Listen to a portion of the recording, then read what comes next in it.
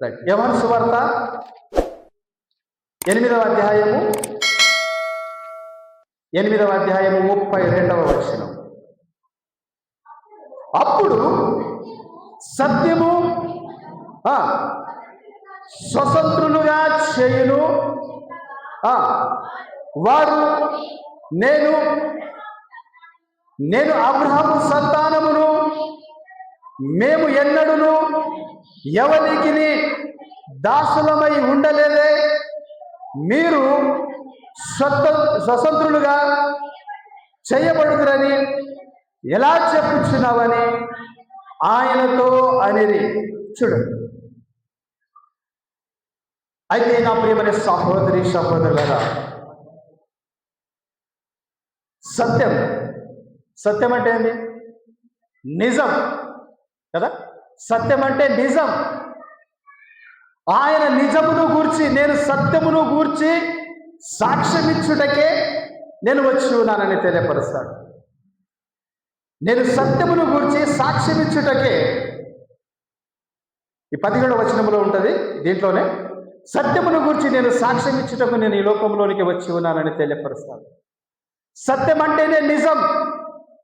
నిజాన్ని ఎవరు కూడా ఆపలేరు. అబద్ధము ఇంకా మోసము, ఇవన్నీ కూడా కొన్ని రోజులు త్వరగా అభివృద్ధి పొంది పెట్టరేగుతాయి, ఆ తర్వాత అంతమైపోతాయి. కానీ నిజం అనేది భూమిని బద్దలు కొట్టుకొని బయటికి వచ్చిందంటే దాని ఆపటం ఎవరికి కాదు. ఈరోజు మనం చూస్తున్నాము నా ప్రియమైన సహోదరి సహోదరులారా, ఇది అబద్ధము కాదు. సత్యమును గూర్చినటువంటి సాక్ష్యం ఇవ్వడానికి నేను ఈ లోకంలోనికి వచ్చి ఉన్నానని తెలియపరుస్తూ ఇక్కడేమంటున్నాడంటే ఆయన, సత్యము మిమ్మును స్వతంత్రులుగా చేయునని చెప్పగా, వారు మేము అబ్రహాము సంతానము, మేము ఎవ్వరికి ఎన్నడూను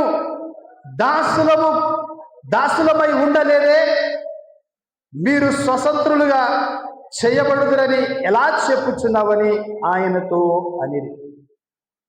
అయితే అక్కడ జరిగిన సంభాషణ ఏమిటంటే, ఇంకొక మాట మీకు తెలియపరుస్తా.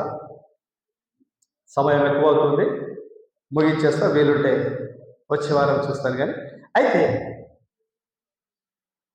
నీవు ఎప్పుడైతే ఎట్టి ప్రవర్తన కలిగి ఉంటావో, క్రీస్తు యొక్క గుణలక్షణాలు, ఆయన అనుసరించినటువంటి మార్గములు నువ్వు అనుసరిస్తూ ఉంటావో, అప్పుడు పరిశుద్ధాత్మను నువ్వు పొందుకుంటావు.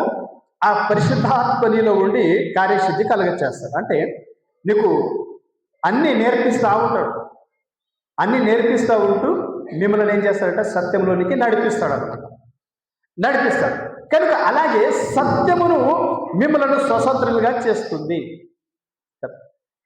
ఎందుకు దీని విషయంలో మాట్లాడారు ప్రభు అంటే, అందరు ఏమంటున్నారంటే అక్కడ, మేము అబ్రహాము సంతానం, మేము యూదా గోత్రం, మేము దావీదు గోత్రంలో పుట్టిన వారం, మా దేవుడు మా యేసయ్య అంటున్నారు. కానీ అనుసరించే మార్గం ఏం చేస్తున్నారు? మీరు తప్పిపోతున్నారు.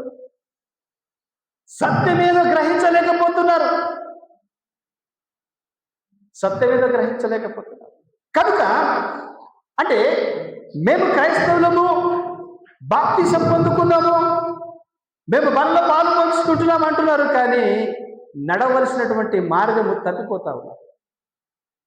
అందుకేమంటున్నారంటే, పాపము చేయు ప్రతివాడు పాపమునకు దాసుడు. చూడండి, ఆజ్ఞాతిక్రమమే పాపం.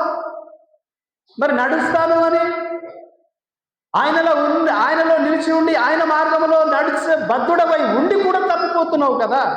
అది ఆజ్ఞాతిక్రమమే కదా, అది పాపమే కదా.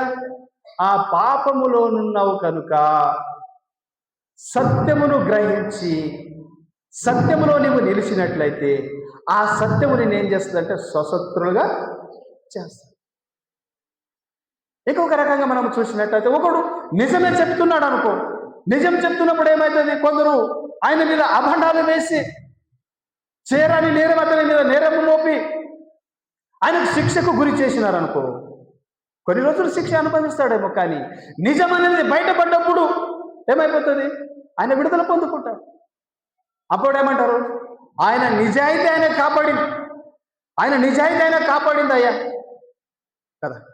వాడు ఎప్పుడైతే ఆయన నిజాయితీగా ఉన్నాడో ఆయన నిజాయితీ ఆయనని కాపాడింది. వీళ్ళు మోసం చేసేవాడు, దగా చేసేవాడు, మంది అందరికీ మీరు అందరూ మోసం చేసేవాడు కనుక వారి మోసమే వారికి నాశనం చేసిందంట అంటారా?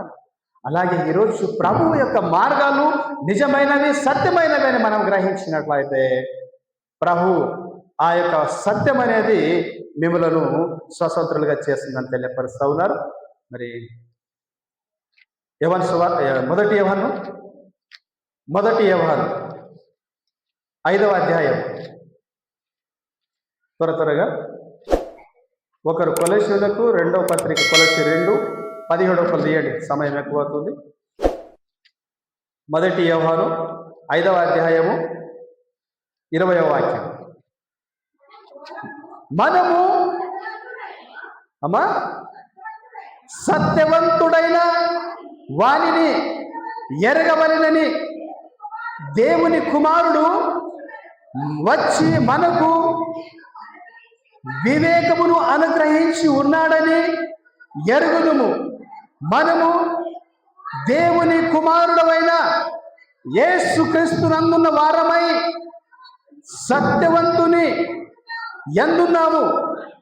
ఆయనే నిజమైన దేవుడును నిత్య జీవమునై ఉన్నాడు. హల్లెలూయా, హల్లెలూయా. ఆయన ఏమై ఉన్నాడు? ఆయన నిత్య జీవమై ఉన్నాడు. ఆయనే నిజమైన దేవుడును. ఆ సత్యం అనేది కొందరు ఏమంటున్నారంటే ఇది అబద్ధ పుస్తకం, ఈ నల్ల పుస్తకం అబద్ధ పుస్తకం అంటారు కొందరు. అనని అంటే ఏమవుతుంది? నిజం కాకపోదు. నిజం కాకపోతుందా? కాకపోదు. నిజమే అవుతుంది, అబద్ధమే అవుతుంది. కానీ ఇక్కడ ఏమంటున్నాడంటే చూసినట్లయితే మనము సత్యవంతుడైన వారిని ఎరగవలెనని, తెలుసుకొనవలెనని దేవుని కుమారుడు వచ్చి మనకు వివేక జ్ఞానమును అనుగ్రహించి ఉన్నాడని ఎరుగుదుము. ఇది ఎలా ఎరుగుతాము? చూపించాడు కదా మాదిరి, మనకు మాదిరి చూపించాడు కదా.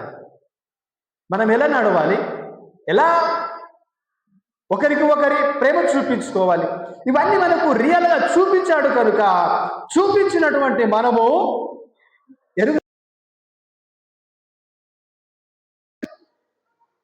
చూడకపోతే ఒక రకంగా చెప్పగలుగుతాం, చూస్తే ఏమంటే నిజాయితీగా కారఖండిగా చెప్పగలుగుతాం. ఇది ఎరుగుదుము. మనము దేవుని కుమారుడైన యేసుక్రీస్తునందున్న వారమై సత్యవంతుని యందున్నాము. ఎవరు ఎందున్నారు? మనము సత్యవంతుని యందు ఉన్నాము. సత్యవంతుని యందున్నాము. ఆయనే నిజమైన దేవుడును నిత్య జీవమునై ఉన్నాము. ఎంత గొప్ప దేవుడు! అట్టి దేవుని కలిగి ఉన్నటువంటి మీరందరూ కూడా అలాగున మీరు ఆయనను అనుసరించి నడుచుకోవాలి. ఆయన కలిగి ఉన్నటువంటి గుణ లక్షణాలు కలిగి ఉండాలని తెలియపరుస్తున్నాను. మరి చివరిగా కొలొస్సీయులకు రాసిన పత్రిక కొలొస్సీయులకు రాసిన పత్రిక 2వ అధ్యాయము 17వ వాక్యం. ఇవి రాబోవు వాటి ఛాయలే గాని నిజ స్వరూపము క్రీస్తులోనున్నది. చదువు. అతి వినయస్తుడైన దేవదూత ఆరాధన యందు